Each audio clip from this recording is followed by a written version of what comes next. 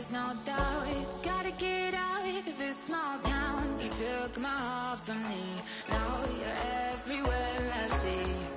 Set me free, let me fly. Let me find new kinds of highs. We're just wasting here, waiting for another year. We both know the score. We've been here once before. So many words unspoken. You took my heart, it's already broken. You don't have to wait. I can take the pain. I will surrender. Let me go on a new adventure. Kia ora from the beautiful waters surrounding New Zealand. Welcome back to our adventure. Today was supposed to be all about Picton, a charming little town we were really looking forward to exploring. We woke up bright and early, excited for a local hike I had scouted out. We enjoyed a peaceful breakfast on our balcony, soaking in the fresh morning air and fueling up for our planned day of exploration. Coffee and a delicious pastry, the perfect way to start any adventure, right? We got ourselves ready, anticipating a lovely day in Picton. I was particularly excited about the hike. I had heard the views were incredible. We headed down to the dining room, ready for a more substantial breakfast before our outing, or as we like to call it, second breakfast. Our favorite hostess greeted us, and then she leaned in and whispered something that definitely caught our attention. She mentioned we might not reach Picton until well after 1 p.m. due to a medical emergency on board. Just as we were looking at the breakfast menu, the captain's voice came over the speakers, confirming what we'd just heard. Also the available time report. In addition to this, the weather and sea state in Cuba Street, that is the strait between North and the South Island, are swiftly deteriorating on us and making it difficult to enter the port of Wellington as scheduled originally tomorrow morning.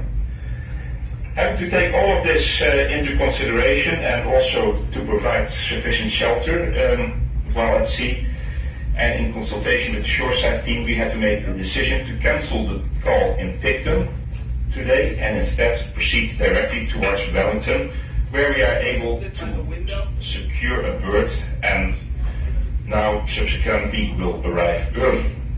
We're aiming to pick up the pilots today between 10 a.m. and 10:30 a.m. today, and from there proceed into the Bay of Wellington and towards our dock.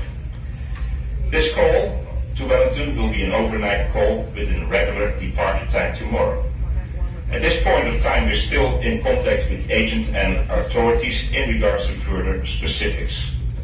For those of you who booked Holland America and shore excursions for Picton, your ship portfolio will be credited automatically, and you do not need to visit the shore excursion desk or guest services to obtain your refund. Once again, I do regret any disappointment this may cause. However, your safety and the well-being of passengers, crew, and the ship is and will always remain my primary concern. And for that, I sincerely appreciate your understanding. Thank you. So it looks like we're going to have extra time in Wellington, which is nice because that was going to be a short. That was going to be very short. I hope. Time there, so that's going to be nice. I hope the guest who had to be evacuated is okay. I mean, that's a heck of a. Get to spend some time in Picton. People's health is more important than a vacation. Good choices. Good choices by the job, captain. Yeah. Captain. Just a change of plans. It's all good. Tragically, there had been a medical emergency at dinner the night before, and a guest needed urgent medical evacuation. As Corey and I talked, hoping the guest was okay, the woman next to us shared some heartbreaking news. She was with the party who had the emergency. Her friend had suffered a stroke at dinner and was now in the hospital. It was a sobering reminder that things can change in an instant, and our thoughts were definitely with her friend. The rest of the morning was spent processing the news and starting to think about what we might do with our unexpected time in Wellington. Cities aren't usually our top choice for vacation destinations, but we were determined to make the most of it. Maybe so. Yeah. Corey, ever the resourceful one, starting looking things up to do. He found some secondhand vintage shops near Cuba Street. Now, you know we're not huge shoppers, but the idea of maybe finding a unique vintage piece was actually a little exciting. We were so impressed with how Holland America handled this unexpected change of plans. By the time we arrived in Wellington, they had secured a port, a pilot, and even shuttle buses ready to take us into the city. They even had an impromptu ticket distribution system set up to make the shuttle transfers smoother. Seriously, a great job by the crew. We were one of the first groups to disembark and decided to stretch our legs and start walking. Funny enough, we were here back in 2009 and the city felt immediately familiar. We did a little bit of sightseeing along the way as we made our way towards our first destination, the vintage shops. And it didn't take long. I quickly spotted a fantastic vintage shirt for Corey, perfect for the ship's upcoming orange night. And I even found a cute little skirt for tonight's dinner, both on the clearance rack. Score! Next stop, the hospice shop. Now, for those who aren't familiar, hospice shops in New Zealand are like charity shops, but they're specifically to raise funds to support hospice care in the community. They're often filled with pre-loved treasures, and you can find some real gems while supporting a wonderful cause. And here it is, the real prize of the trip, in my opinion. This incredible vintage PanAm bag. I'm absolutely in love with it.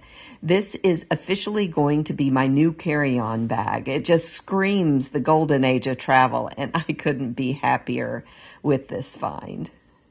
After a successful shopping spree, we headed to Hell's Pizza. Now, I had heard a rumor at one time that they had emu and kangaroo pizza on the menu, and we were definitely intrigued to try something so uniquely Australian Kiwi. It turned out that that was just a promotion from years ago.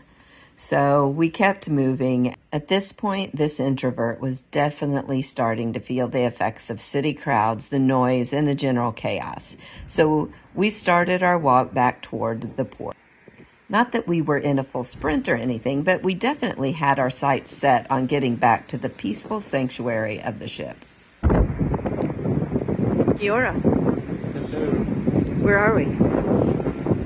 Here. Again, we're here. But where is here? Harbor Board. We're in Wellington. And we're At the wharf. Currently at the Victoria Wharf or something like that. Near the Wellington Museum. Yes.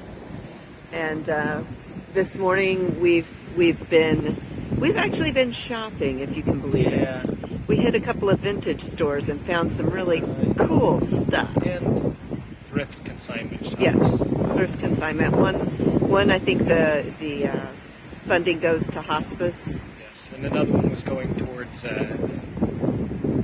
animals. I'm sure. Animals. They just said animals. I Yes. don't know if it was for injured animals or wildlife or domestic.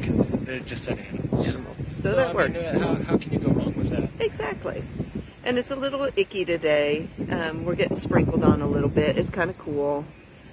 We thought about maybe doing some snorkeling, but the water's like 58 degrees. And polar plunging was not on our itinerary this time around. And there's pretty good gust every once in a while, and It's pretty chilly. It's kind of chilly. I think we'd be chill trying Yeah, to get back to the I ship. do too. Yeah, so we're going to go exploring. We did make a short stop in the beautiful historic train station, and man, that was an impressive building. We also paused briefly to admire the Parliament House before finally hopping back on the shuttle. Back on board, we rewarded ourselves with a refreshing Melbourne sour in the Ocean Bar. It was definitely needed after our unexpected city adventure. Then it was time to wash the city off and get ready for dinner. After a lovely dinner and an after-dinner drink, we headed up to the hot tubs to soak and watch the most beautiful sunset over Wellington. Hello, handsome. Hello. Don't be afraid. It's just our Just didn't want a camera. shot like this. Well, now I have one like that. Or like this. So we are in Wellington, unexpectedly. We were supposed to be in Picton, but we've enjoyed a day here in Wellington. Got in about noon. It was a good day. It was a very good day. We had, like you said, unexpected. There was a medical emergency that happened to someone on the ship at midnight or so, and so they diverted and ended up readjusting the ports to come into Wellington. So it's been nice that we're overnighting in Wellington now. and since we're overnighting, we had dinner and some cocktails. And we decided to come out and soak in the hot tub, which is kind of nice because it's probably 50 degrees out, you think? I think so. Yeah, 50, it's going to be 54. pretty cool tonight. And we've got this beautiful view of Wellington from the hot tub. And you can see it's a little overcast. Yeah. But perfect for hot tubbing. It is. Yeah, okay. It is. It wasn't the Picton day we had planned, but it turned into a really interesting day nonetheless. Wellington definitely surprised us. So that was our unexpected day in Wellington. Stay tuned for our next video as we continue our adventure. Thank you for watching.